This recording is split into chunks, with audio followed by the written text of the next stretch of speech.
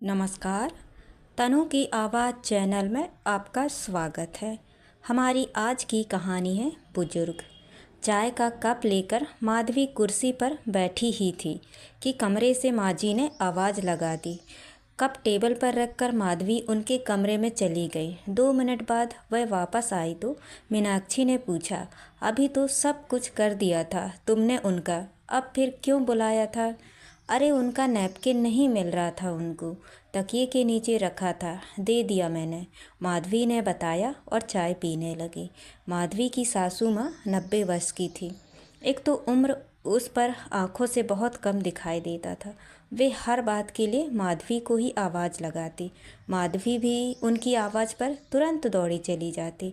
कई बार देखभाल करने के लिए नर्स भी रखी, लेकिन उन्हें हर काम के लिए माधवी ही लगती।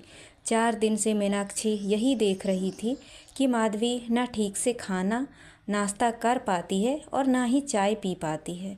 दोपहर में माजी को खाना खिलाकर माधवी और मीनाक्षी खाना खाने बैठी। अभी मुश्किल से 1 रोटी ही खाई होगी माधवी ने कि माजी ने बाथरूम ले जाने के लिए आवाज़ लगा दी। माधवी हाथ का कौर छोड़कर तुरंत दौड़ी। मीनाक्षी को बहुत बुरा लगा। जब माधवी वापस आई तो मीनाक्षी से रहा नहीं गया। ये क्या है दीदी, तुम्हारी सास को इतना भी नहीं लगता कि कम से कम तुम्हें 2 कौर सुख से खाने दे, और तुम भी एक आवाज़ पर सब कुछ छोड़कर दौड़ी चली जाती हो। मीनाक्षी खींच कर बोली, अरे उन्हें समझ आता तो क्या वो ऐसे पुकारती क्या? कहते हैं ना, बच्चे और बूढ़े एक समान होते हैं। इस उम्र में वे भी बच्चे के समान हो गई हैं। जरा देख, अकेली रही तो घबरा जाती हैं। माधवी ने मुस्कुराते हुए कहा, तो कोई बाई रखो ना उनके लिए, उम्र तो तुम्हारी भी 60 हो चली है।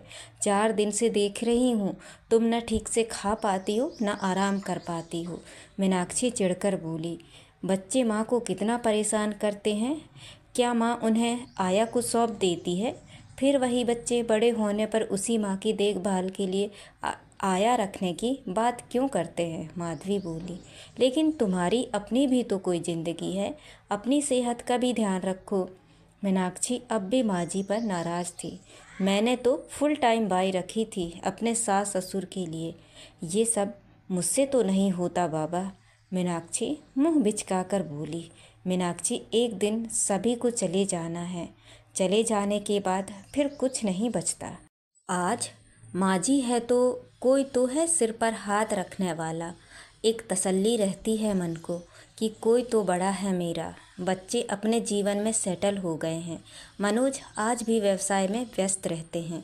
माजी है तो दिन भर अकेलापन महसूस नहीं होता। किसी बड़े के घर में रहने से उनके आशीर्वाद की सकारात्मक ऊर्जा से घर खुशहाल रहता है।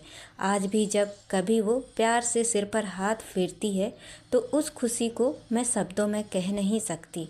कोई तो है जिसकी गोद में मैं आज भी सिर रख लेती हूँ।